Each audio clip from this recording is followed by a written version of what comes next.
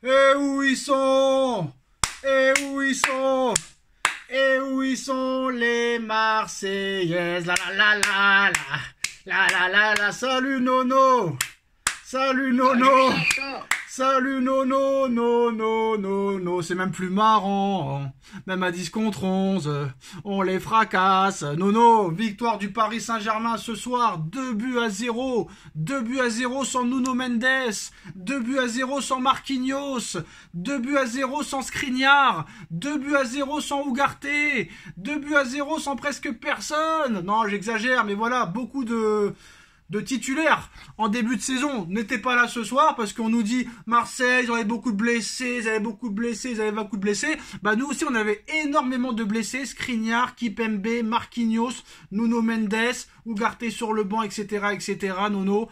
Première mi-temps, c'était pas du football. On va très vite passer là-dessus, Nono. À part Dembélé, il y a que lui qui essayait de tenter quelque chose, mais que ce soit du côté de Marseille ou du côté du PSG, première mi-temps catastrophique. Le match a duré 45 minutes de jeu, Nono. Après, c'est vraiment ce carton rouge de Beraldo à 10 contre 11 qui peut-être modifie les choses. À la mi-temps, Luis Enrique doit revoir un petit peu sa façon de jouer. Et à l'arrivée, on est passé à un Paris Saint-Germain en mode contre-attaque, Nono. On laisse venir Marseille et après ça va à 200 à l'heure. Le but de Vitinha, c'est à montrer dans les écoles de foot. Récupération de Vitinha pour Dembélé. Dembélé pour Vitinha qui élimine un joueur exceptionnel. Moi, j'ai jamais vu Marco Verratti faire ça. En tout cas, faites ce que vous voulez. Et en plus de ça, il a remis à Dembélé, qui la remet en une touche de balle à Vitinha qui marque. Franchement, Nono, Vitinha, c'est du très très lourd cette année. Pour moi, le meilleur milieu de terrain parisien de la saison. Et puis en plus de ça, un match exceptionnel comme j'en ai rarement vu, Nono. Alors là, c'était pas un Italien ce soir, c'était Manuel Neuer. Manuel Neuer, Gigio Donnarumma. Arrêt sur arrêt, parade sur parade, double arrêt, triple arrêt, quadruple arrêt, quintuple arrêt. Il a été exceptionnel. L'homme du match, Donnarumma ou Vitinha. Mettez en commentaire ce que vous en pensez. Un Dembélé aussi très précieux, Nono. Hakimi en deuxième mi-temps qui s'est réveillé. En première, il faisait que des conneries, que des pertes de balles. Énormément de pertes de balles en première mi-temps, que c'est très inquiétant ça par contre, parce qu'il faut faire attention. Beaucoup de pertes de balles, mais entre Hakimi de la première et la deuxième, c'est incroyable. Par contre Mbappé, alors Mbappé lui il a été fantomatique, Nono, inexistant. Et je pense que cette équipe, Nono, a un avenir sans Mbappé. Et je pense que peut-être, je parle pas trop vite quand même, parce qu'il suffit qu'il mette un triplé contre le Barça et il va nous faire fermer notre bouche. Mais peut-être que je pense que cette équipe peut briller sans Mbappé à l'avenir. Mais en tout cas, Nono, comme un fou, 2-0, même à 10 contre 11, on continue à les fracasser. Définitivement, le PSG est le meilleur club français. Et en plus de ça, le meilleur club français de l'histoire de la Ligue 1 et du football. Il n'y a même pas à chercher midi à 14h, parce que le PSG a seulement 54 ans. Marseille, ils ont 130 ans, frère. En plus de ça, devant 67 000 spectateurs, t'as même pas tes supporters qui sont avec toi. Lucho aussi, Lucho, Luis Enrique, les bons changements au bon moment. Le mec, il change il change de tactique. On laisse tomber la possession de balle, Nono. On passe en contre-attaque en deuxième. Ça, on n'a jamais vu ça avec les précédents coachs. Le mec, il a les couilles à 1-0. À 1-0, Nono, le mec, il a les couilles de sortir Mbappé, de sortir Dembélé, pour faire rentrer Ramos, qui en plus de ça marque. C'est franchement là, peut-être, alors je veux pas trop parler trop vite, on verra mercredi contre Rennes et la suite en Ligue des Champions. Mais je pense que là, cette fois, on a vraiment le coach qu'il nous faut, Nono. Qu'est-ce que tu penses de tout ce que j'ai dit? Et qu'est-ce que tu penses de cette victoire parisienne à 10 contre 11, 2 buts à 0 au Vélodrome face à Marseille? Eh ben Sacha, un match très bizarre à débriefer. Très très bizarre, pourquoi? Parce que première mi-temps, on va dire, bon, à oublier, comme tu as dit, mais on était un petit peu en difficulté avec la fougue marseillaise. Scatoumi, d'ailleurs, qui avait plus rien dans les jambes en deuxième mi-temps. Et bizarrement, en deuxième mi-temps, contrôle total du match. Malgré tout, j'ai quelques réserves que je vais dire quand même. Bon, on va commencer par Donnarumma. Bon, je pense qu'en ce moment, on a le meilleur gardien au monde. Ça y est, il a oublié son traumatisme de Madrid. Je crois que c'est une histoire ancienne maintenant. Il est bien dans sa tête. Gardien exceptionnel. Nono, Bon, sur Donnarumma, hein, le mot exceptionnel est faible. Il a été remarquable. Alors, on va dire stratosphérique. Stratosphérique. Bon, maintenant, j'ai quelques réserves parce que c'est quand même une équipe de Marseille moyenne, malgré tout. On subit encore beaucoup d'occasions. J'ai pas aimé les 10 dernières minutes. Je les ai pas aimées du tout.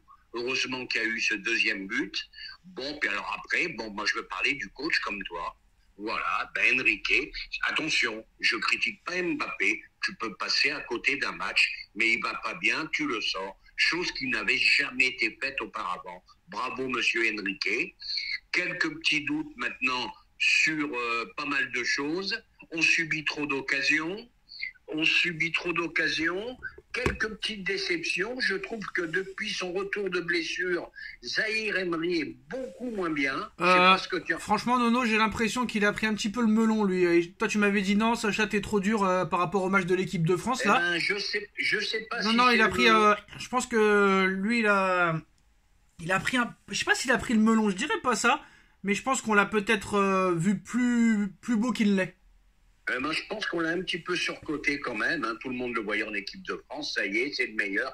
Ils ont recommencé un peu les journalistes. Attention, Nono, Lucas Hernandez a été catastrophique aussi ce soir. Hein. Faut pas l'oublier. Hein. Voilà, Non, mais attends. Il a 18 ans, tu peux louper un match. Mais je trouve qu'en ce moment, c'est difficile pour lui. Tiens. Alors, espérons que ça soit une méforme passagère.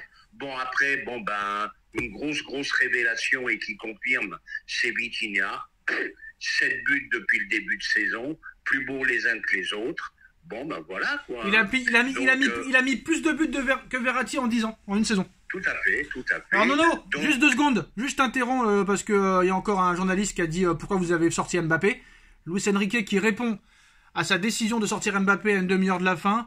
Vous disiez que vous ne compreniez pas ma décision de sortir Mbappé, si ça avait pas été le cas, je m'en fiche. C'est la même musique chaque semaine, c'est très fatigant. Je suis l'entraîneur, je prends les décisions tous les jours. Je ferai la même chose chaque semaine jusqu'à mon dernier jour au Paris Saint-Germain. J'essaye toujours de trouver la meilleure solution pour mon équipe. Là, en tout cas, c'est clair. Bravo à lui, voilà. Bon, maintenant, on va pas cracher sur Mbappé avec tout ce qu'il a apporté au PSG. Il a été décisif dans le changement. Le changement a été décisif. Le choix gagnant. Il n'était pas là ce soir. Il n'y a aucune raison de ne pas le sortir. Voilà. Bravo, monsieur Enrique. C'est pas cracher sur Mbappé de dire ça. Voilà. Je t'ai dit mes réserves. On subit encore un peu trop d'occasions. Mais je pense qu'on va dans le bon sens. On va dans le bon sens avec un entraîneur très exigeant. Il manquait quelques pièces maîtresses. Donc, j'irai pas... Oui, je suis pas loin de dire que tous les feux sont ouverts. En plus de ça, Nono, c'est un PSG ce soir très moyen. En plus de ça, l'arbitre ce soir n'était pas un pro PSG, parce qu'il n'y a pas faute sur le deuxième carton jaune de Beraldo. Je sais pas si ces mecs sont aveugles. Il va voir la vidéo en plus, mais il n'y a même pas faute, on a vu. Donc là, il n'y a plus d'excuses, très clairement. Ça va être quoi ? Il y avait la pluie, ça a tout gâché. Non, franchement, la vérité... Ce soir, on a vu un Paris Saint-Germain qui avait un état d'esprit surtout. Un état d'esprit très très fort qu'on ne voyait pas les années précédentes. Et ça, franchement, c'est remarquable. Là, on a pris vraiment un coach qui a des couilles, qui décide de sortir les meilleurs pour faire rentrer d'autres joueurs qui pourraient apporter plus. Tu laisses pas le meilleur parce que c'est le meilleur jusqu'à la fin. Et surtout, ce gars-là, Nono, et on en reparlera, de toute façon, parce que là, on est sous l'émotion de la victoire. Mais ce mec-là a dit, Marco, tu peux pas jouer dans mon équipe. Tu n'as pas le niveau. Tu dégages. Il n'y a aucun club qui a voulu de Marco Verratti, Nono. Il a fini au Qatar. On ne sait même pas si c'est encore un joueur de football. Lionel Messi, j'en veux pas. Meilleur joueur de l'histoire. Et en plus, je l'ai eu au Grand Barça. Mais j'en veux pas. Tu dégages. Il a fini à l'Inter Miami. Et pareil pour l'autre, là. Le soi-disant meilleur joueur de l'histoire du foot dont on l'attend toujours. Le Neymar. En plus, il l'a eu aussi sous ses ordres. Je n'en veux pas. Un mois plus tard, Neymar blessé. Il a plus jamais rejoué au football depuis, Nono. Donc bravo, monsieur Lucho. Quoi qu'il arrive à l'issue de la saison. Oui. C'est un entraîneur qui sait ce qu'il veut. Calema libre. Nono, j'ai une question à te poser, franchement. Neymar, ils disent encore que c'est le meilleur joueur de l'histoire du football, devant Messi et Ronaldo. Bref. Les sectes, on les connaît. Donc Neymar est parti du PSG, il avait 31 ans. D'accord ? Verratti, il est parti du PSG, il avait 30 ans. Donc t'es un petit peu quand même là dans le... T'es ni vieux ni jeune, d'accord ? Normalement t'es à l'apogée. Oui. T'es à ton apogée footballistique. T'es à ton apogée. Il y en a un qui a fini à Al Hilal et l'autre qui a fini à Al-Riyad, ou je sais pas quoi, au Qatar.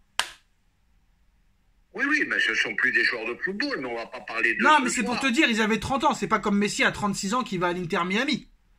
Oui, oui, on est d'accord. Ces deux mecs-là qui avaient 30 ans, dont un, soi-disant, c'était le meilleur milieu de terrain au monde. Mais à l'arrivée, personne n'en a voulu. À part un club qatari, personne n'en a voulu. Personne, même pas les Saoudiens. Mais Sacha, ce qui est surprenant encore ce soir, c'est la surprise des journalistes que Mbappé soit sorti. Et oh, arrête, Nono, arrête. Ah non, laisse-moi finir. Comment ils peuvent être surpris? Mbappé a été invisible ce soir. Il a tout simplement fait son rôle. Mais parce qu'ils le sucent, Nono. Ils savent que maintenant, sans lui, ils pourront plus vendre. Ils vont plus parler de Madrid. Ils vont plus parler de Madrid que de... Ah bah oui, ils sont à la rue, là. Mais attends, Nono, on en reparlera demain. Mais croyez-moi, c'est pas encore fait, Mbappé au Real. Écoutez-moi ce que je vous dis. Et ça se trouve, Nono, écoute-moi bien. Après, peut-être je vais aller trop loin, mais on donnera plus d'arguments demain. Ça se trouve, c'est même Mbappé qui va vouloir rester, et c'est Paris qui va le dégager, peut-être. Va savoir. Alors, pour en revenir sur le match, bon, bah, tu gagnes encore un Classico, avec un PSG moyen, un Mbappé absent, un Kolo Muani absent. Ah, faudra dire un petit mot sur notre ami Ousmane. Malgré ses fulgurances, que de pertes de ballon, que de pertes. Ouais, mais c'est pas. Non, mais tu vois, quand un match comme ça, quand t'es le seul à essayer de faire quelque chose, t'es passeur décisif encore ce soir, donc on le critique souvent, mais c'est quand même sa 12e passe décisive ce soir. N'importe quel joueur individuel ce soir sur l'action avec Vitinha aurait tiré au but. Lui, il fait la passe, Nono. Et ça. Oui, je suis d'accord. Ça, c'est beau. Mais alors, bon, il a un jeu à risque, hein, c'est normal qu'il y ait du déchet, mais alors. Beaucoup de pertes de ballons. Oui, mais il n'y a pas que lui, Nono. Hakimi, combien de ballons il a perdu en première mi-temps? Lucas Hernandez, combien de ballons il a perdu en première mi-temps? Et à un moment donné, le Donnarumma, il devait avoir mal à la tête à un moment donné. Le Donnarumma, il devait avoir mal à la tête. Le Lucas Hernandez, il m'inquiète un peu aussi, lui, en ce moment. Ouais, et puis, parce qu'il paraît qu'on lui reproche apparemment sa vie de fêtard à Paris. Voilà, c'était sûr. C'est possible. Même en équipe de France, ça lui a été reproché. Par contre, Nono, moi, j'ai regardé un petit peu City cet après-midi. City Arsenal.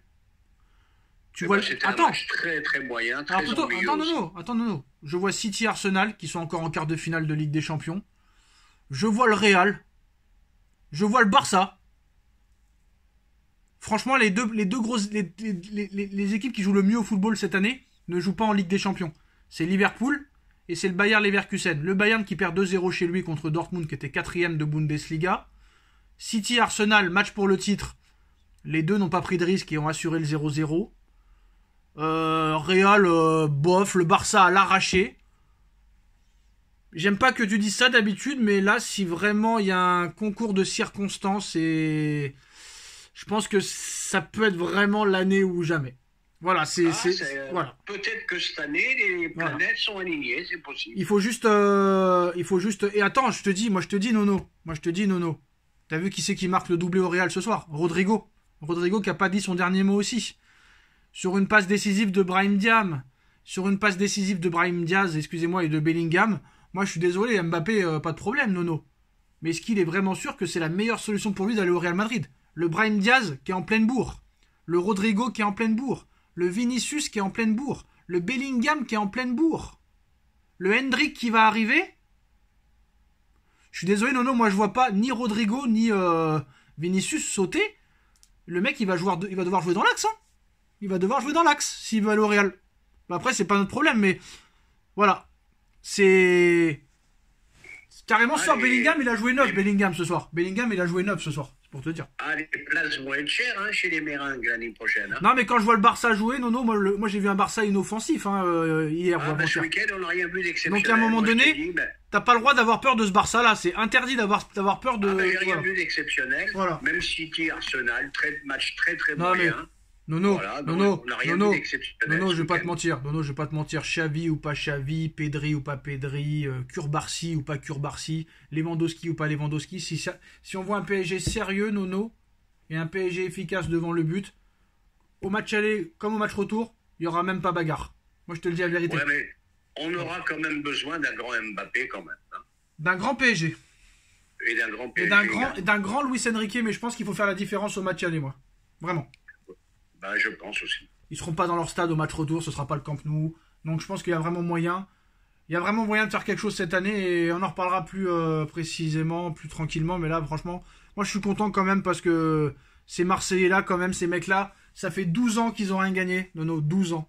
12 ans qu'ils ont rien gagné et ils ont toujours mis ça sur la faute du PSG.